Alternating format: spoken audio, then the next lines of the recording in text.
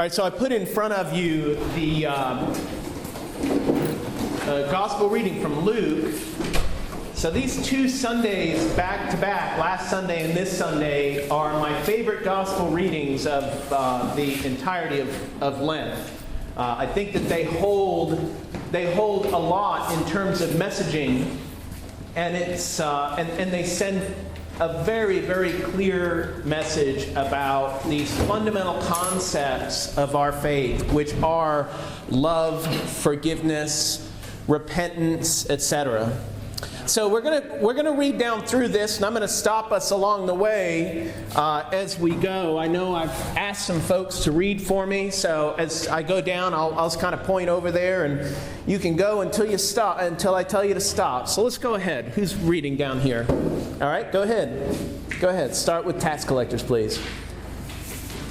Tax collectors and sinners all draw near to listen to Jesus, but the Pharisees and scribes began to complain, saying, "This man welcomes sinners and eats with them." So to them Jesus addressed this parable. A man had 2 sons, and the younger son said to his father, "Father, give me the share of your estate that should come to me." So the father divided the property between them. Perfect. Let's look at what he says here. First of all, what's a parable? Parable is a what?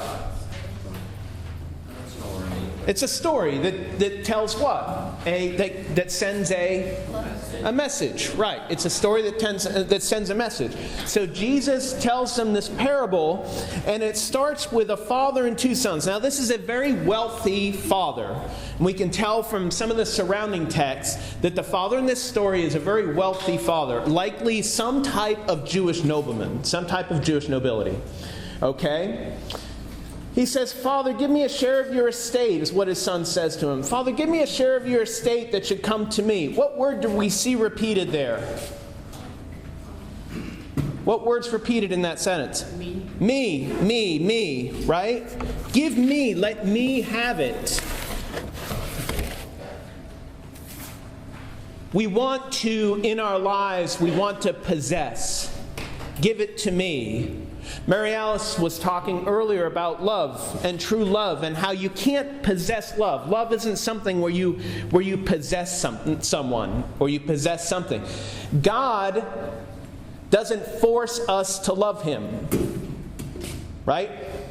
We love Him through our what? Our free will. This is a good group. We love Him through our free will. But this son, he wants to possess. And it's about material things, right? He's asking for his father's what? Money. His estate. When do you usually receive an estate? When they die. When they die. When does he want it? Now. So does the father argue with him? No. Does he object?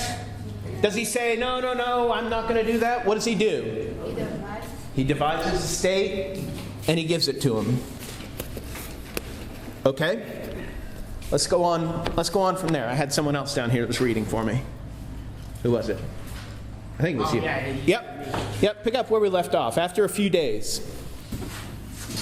Nice and loud.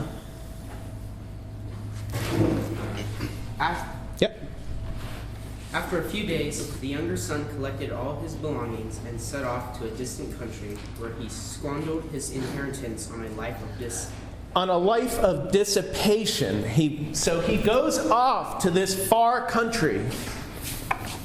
Okay? The Greek would call this the Kora Makra. Okay?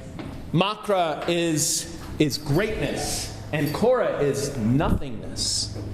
Right? The Kora Makra, the great nothingness, faraway place where he goes. Okay? Remember that. Keep that in mind. Oftentimes, when we take what we want, when we possess something, we then make our way toward the Kora Makra, toward the great emptiness, if you will. And there he spends it, everything on a life of dissipation. What does that mean? Yeah. Pleasure. Pleasure, right? Things of pleasure, material things.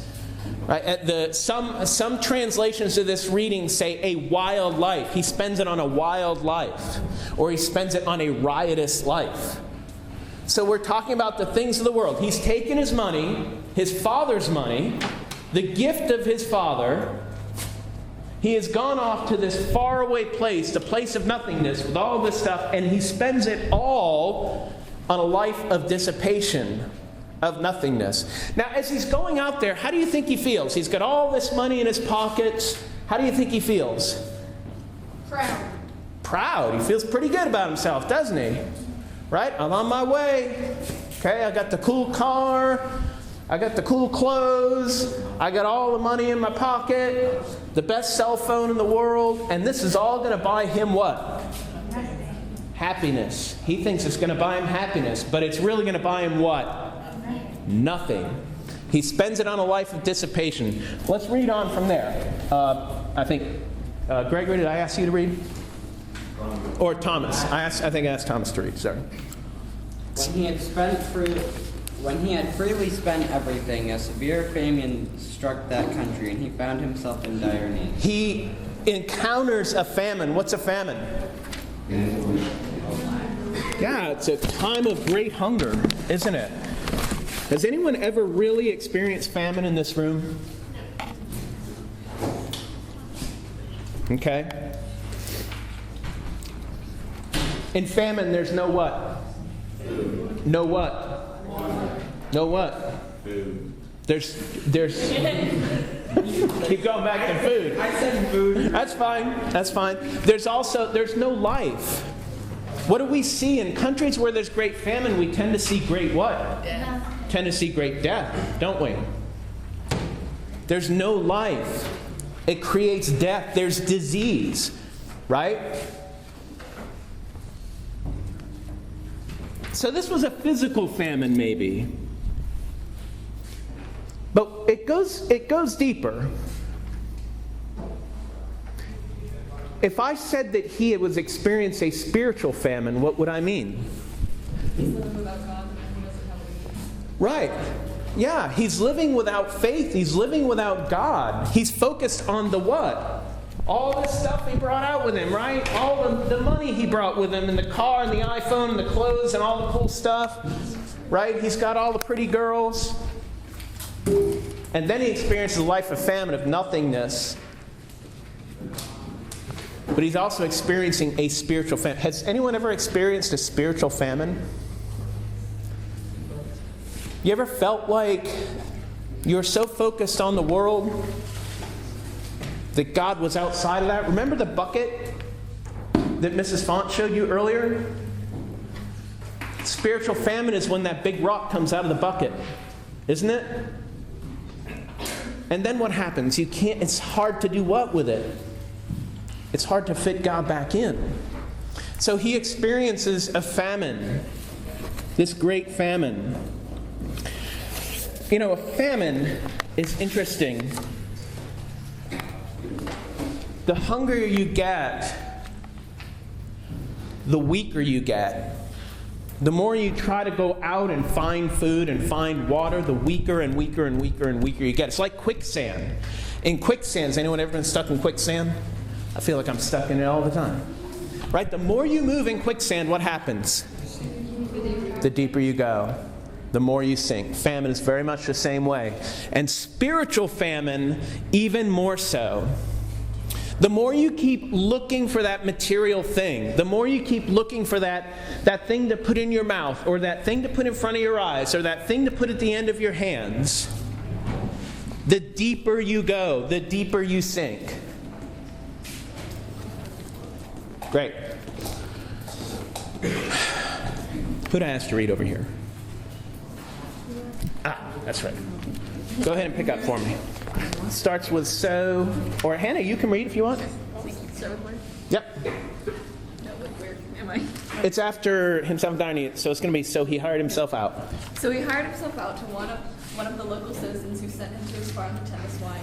And he longed to eat his fill in the ponds in which the swine fed, but nobody gave him any. Wow. So here is a Jewish man, the son of a Jewish noble, And he is where? He is finding himself wallowing where? In the pig pen. He's in the pig pen. The swine, the Jews always held that the swine, does anybody know, were what? Unclean. They were unclean, right? They were forbidden because they're unclean. And yet, where does he find this life of dissipation leads him?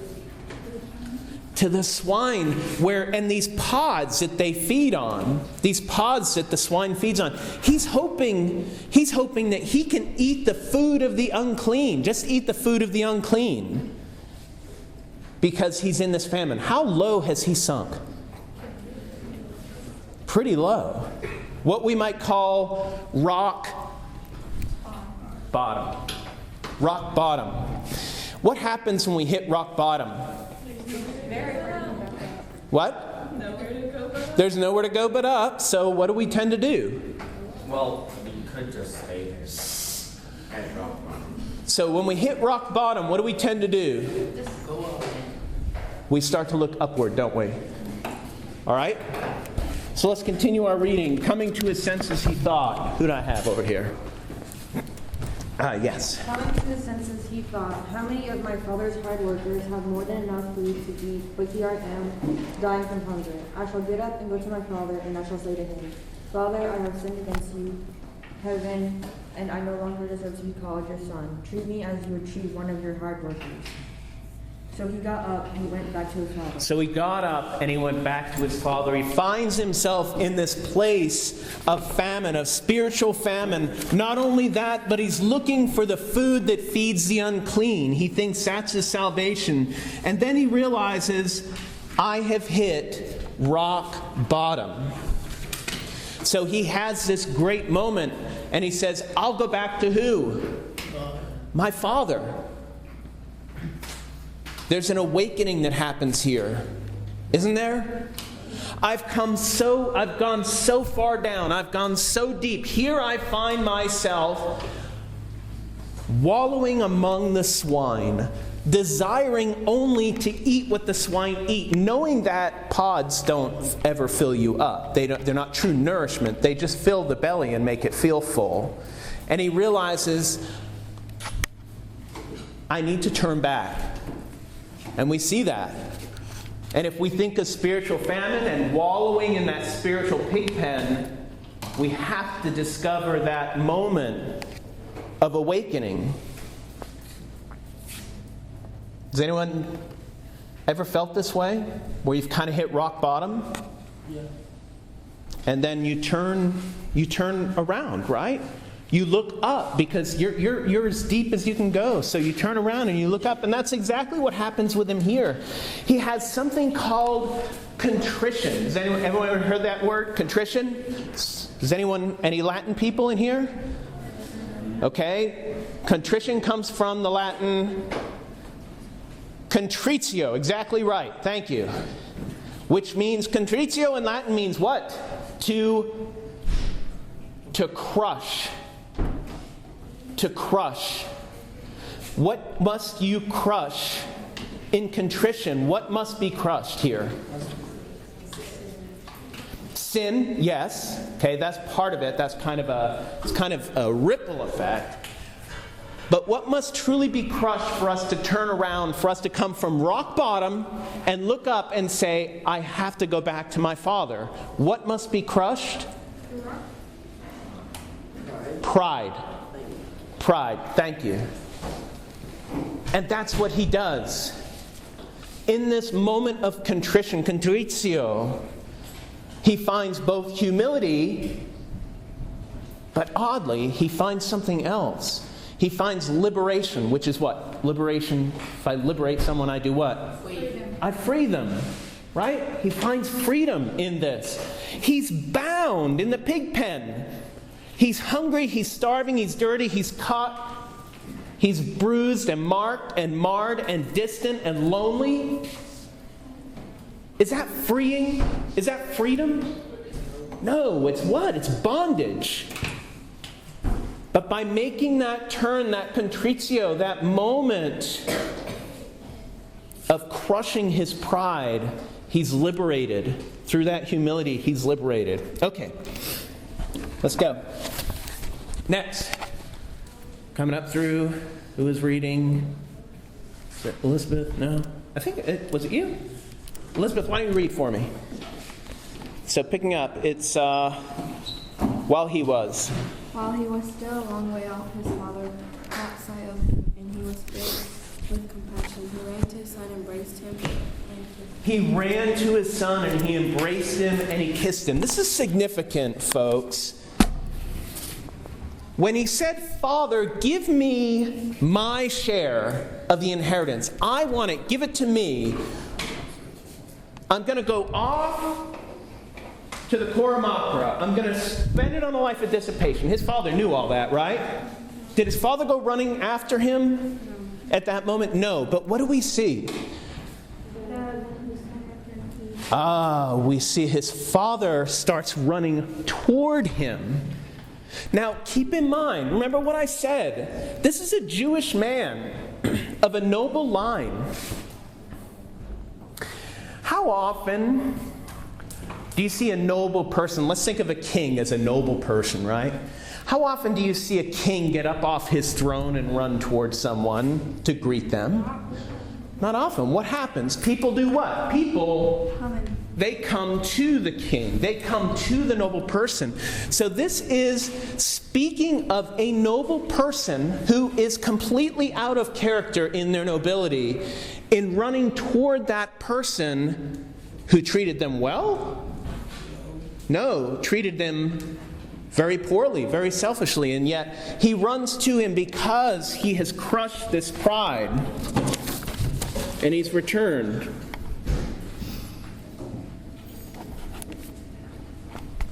And in so many ways, spiritually, that's exactly what God is doing with us. When we turn away from the swine, when we turn away from the unclean living, that dissipation, that material-oriented, that material thing that holds us, that binds us, when we crush that pride and we start coming toward Him, He does what? He runs toward us. Does that make sense? Good. Good. All right, let's see. Start with his on here for me. His son said to him. His son said to him, Father, I have sinned against heaven and against you. I no longer deserve to be called your son. But his father ordered his servants, quickly, bring the finest robe and put it on him. Put a ring on his finger and sandals on his feet. Take the fattened calf and slaughter it.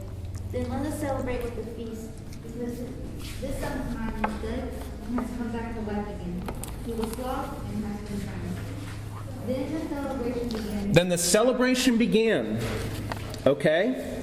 Then the celebration began.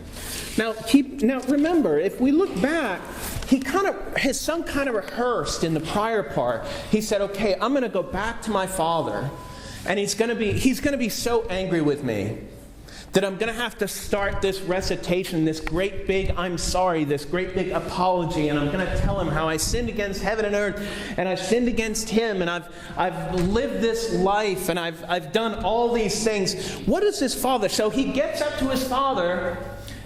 His father embraces him. He starts that big, long confession, he's about to tell him just everything and all the details and everything else, and his father does what? He says, Father, I've sinned against you and against heaven.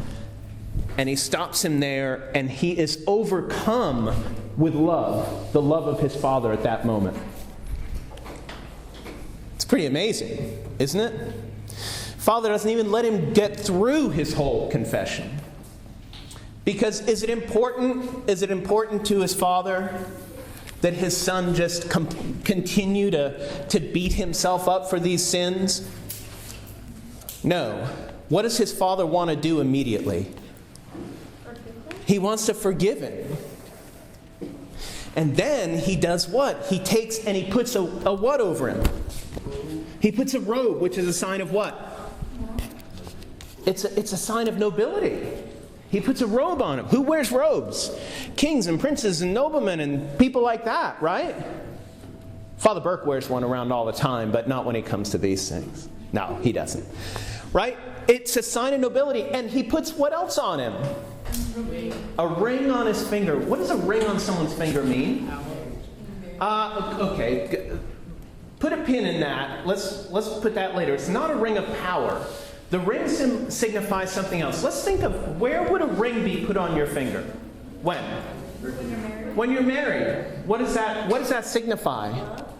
It signifies the love between you, right? So that ring, which was probably the original ring, which was probably sold. He probably sold it, living in his life of dissipation. He comes back and his father restores that ring. It's a sign of unconditional love, number one. And number two, it's a restoration of relationship, or an establishment of a new relationship. Think about that. In marriage, when that ring is put on your finger, you become not friends, but now what? Husband and wife. It's the same thing here. This relationship is restored. Okay? Great, very good. I'm already so far off my notes it doesn't even matter. All right? Now, something interesting happens then. For the sake of time, we're going to push here. Now the older son had been out in the field, and on his way back, as he neared the house, he heard the sound of music and dancing. He called on one of the servants and asked him what that might mean. The servant said to him, "Your brother has returned, and your father has slaughtered the fattened calf, because he has come back safe and sound." He became angry, and when he refused to enter the house, his father came out and pleaded with him. So this is the other son. Remember, there were two of them. He said to his father in reply, "Look, all these years I served you, and not once did I disobey your orders. Yet you never gave me even a young goat to feast on with my friends. But when your son returns, who swallowed up your property with prostitutes, for him you slaughter the fattened calf." He said to him, let's stop there for a second. What's going on here?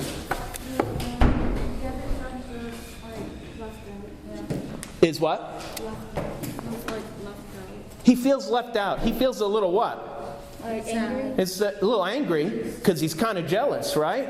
Because he says, "Hey, I stayed here with you. I didn't take my property. I didn't live a life of dissipation. I didn't take on this sinful nature. I didn't go out there and end up living with the swine and then find out that I was empty-handed, and so I just trot back here for your forgiveness." Of these two sons, who is the greater in sin? It could be argued, that's tough to say, but it could be argued that at that moment, that it's the second son who stayed, who's in a greater place of sin. Why? Because the son that had the life of Dissipation, yeah. He confessed that he was in the wrong. Right. And the other son kind of committed. Right, remember, he has contrition. This prodigal son has contrition, and yet here is this other son saying, "How come you're doing that for him? He doesn't deserve this. He deserves what? He deserves to be in the pig pen still." He shows a lack of forgiveness, number one. He shows a spiritual pride, number two. Which means that his relationship was no closer with his father in the moments that his brother was out there, even though he was at home. His spiritual relationship with his father likely was no better. And sometimes we see that, right? We say, well, I go to church and I'm a good person and whatever. And so how come these people can just go to confession and come back? Because I work hard to stay out of... And it becomes transactional. Our nature with God becomes a quid pro quo, I will do this so that you will do that for me. And we have to be very careful in that spiritual pride. And we have to be very careful to look at others who return from the church after living a life like that and realize that their return is an example to us. The people who stayed here, the people who went to Mass, the people who went to the sacraments and whatnot. We have to keep that in mind. He said to him, "My son, you are here with me always. Everything I have is yours. But now we must celebrate and rejoice because your brother was dead and has come back to life again. He was lost and he's been found. Look, this is the point of the story, folks. We take the gifts that God gives us and we ask for them. Give them to me. Give me this sacramental gift of confirmation. Mr. Gigi, you got this all worked out, or? Well, Try to sit quietly. Just control yourself. Thank you. We take these gifts that are given to us, especially this gift of confirmation, and if we're not careful, we may take it into the great Cora Macra. And we lose it. We lose that grace that comes with it. When we experience that great emptiness, though, when we experience that spiritual famine, when we find ourselves at rock bottom, who's waiting for us? Jesus himself is waiting for us here to restore that gift, to put that ring back on our finger, to put that robe back on our shoulders, and to welcome us who were once dead back to him. We have come back. And that, in the end, is the great story of this. And it emphasizes the sacrament, certainly of confirmation, the great gift you're being given, and the importance of spending that gift wisely, of using that gift wisely, but more so the sacrament of what? Confession. The sacrament of reconciliation, of confession, of penance. Because that's where we find the Father running what? Toward us. That's where we find him running toward us. He is waiting for us to put that ring on our finger, to put that robe on our shoulders, and to celebrate that return to him. Thank you.